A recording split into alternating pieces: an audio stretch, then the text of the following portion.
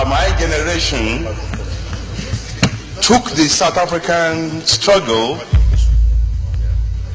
as a pivotal Nigerian struggle. And I recall so well,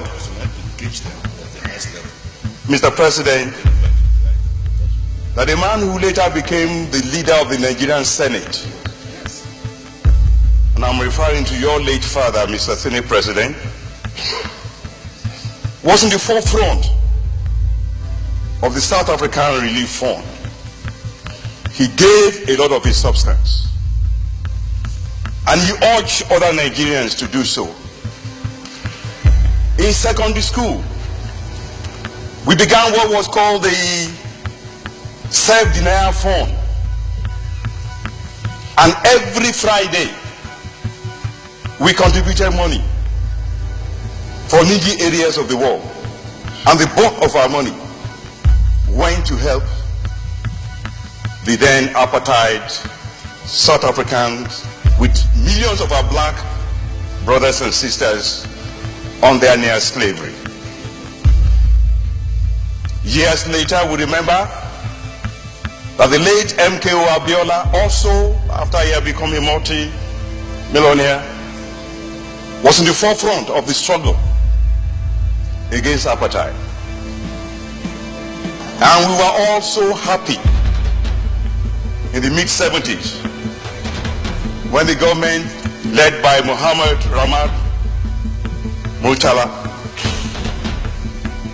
made Africa his cornerstone and proclaimed, among other things, that a certain percentage of the admissions in Nigerian universities must be reserved for our brothers and sisters suffering severe discrimination in South Africa, the then Rhodesia, later called Zimbabwe, and of course Angola.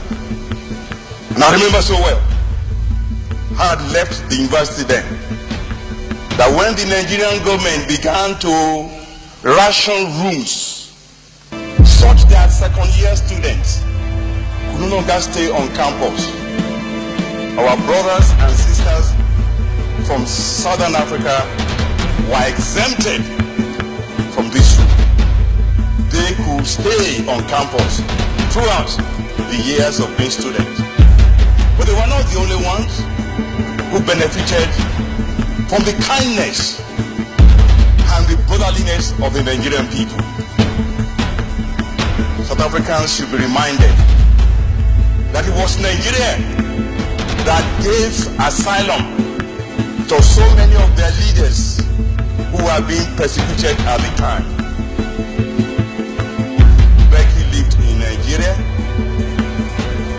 during the struggle against Sonny Abacha. I had the privilege of visiting Archbishop Tutu, and as I got to his room, I met a woman there who was called Mama Nigeria, because she used to live in Nigeria, and she began to dance Nigerian dance.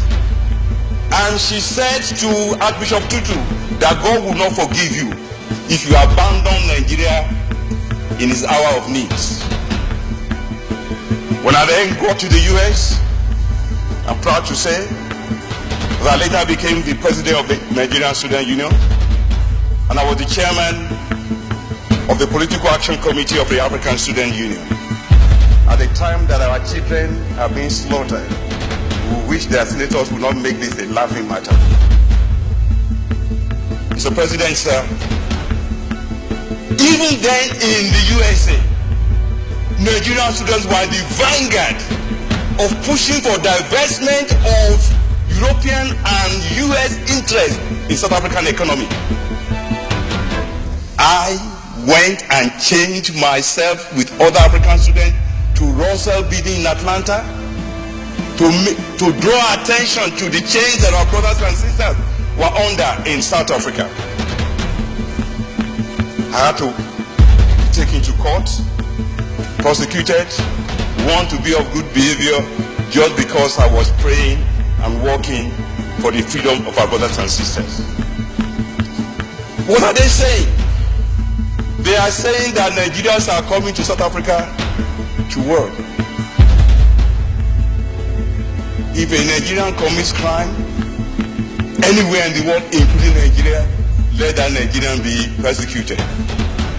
But if you give a person work permit and he comes and then he's leaving that work and going home and you go and attack him, a country that grants you visa has undertaken to give you security over your life and your property. Mr. President, sir, the largest university of South Africa had an open interview for its vice chancellor in 1996. A Nigerian came first and was given the job. Is it a crime to excel to the extent that in an open interview, it wasn't secret, was televised? At that same time, 2 other Nigerians were vice chancellors of South African universities. I can understand how this might prove some animosity and resentment. But let's remind South Africa that the most prosperous nations of the world are the ones who open their hands and their doors and their hearts to talent from all over the world. Mr. President, sir, it breaks my heart to see that having done so much for South Africa, that South Africa, in our lifetime, will forget the contribution of Nigeria. I'm glad that the Deputy President alluded to the fact that it was because of South Africa that we faced sanctions from Britain. Let's now remind South Africa what they may not remember. That for every penny a Nigerian makes in South Africa, South Africa are making multiples of that in Nigeria. MTN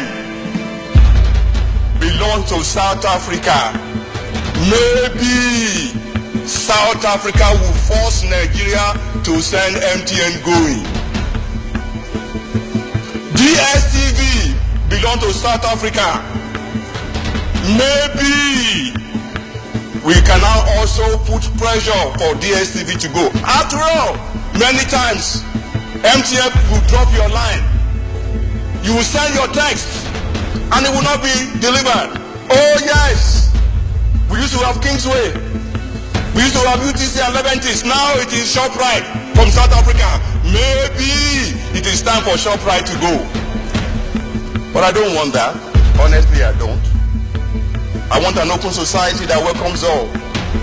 But I also want that those we welcome must treat us with dignity, must treat us with respect, and must treat us with the traditional humaneness that Africans are known for.